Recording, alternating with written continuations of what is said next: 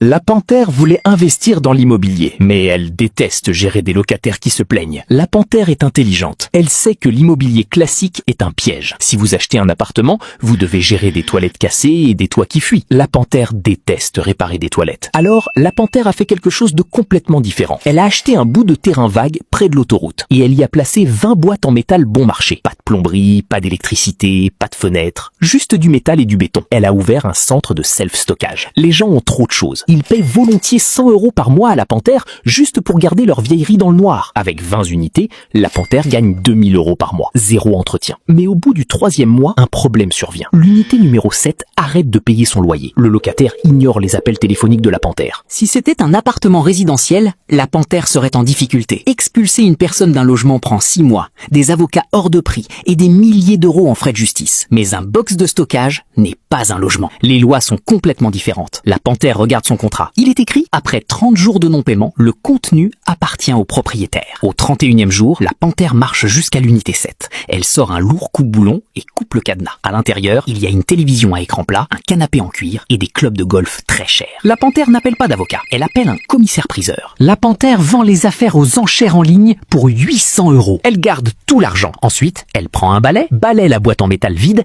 et la loue à une nouvelle personne dès le lendemain. La panthère réalise que c'est le code de triche légal ultime. Elle prend ses bénéfices et achète 50 boîtes en métal de plus, puis 100 de plus. Elle installe un portail automatique avec un digicode. Maintenant, les clients louent les unités sur leur téléphone et reçoivent le code du portail par email. Aujourd'hui, la panthère possède 200 boîtes en métal.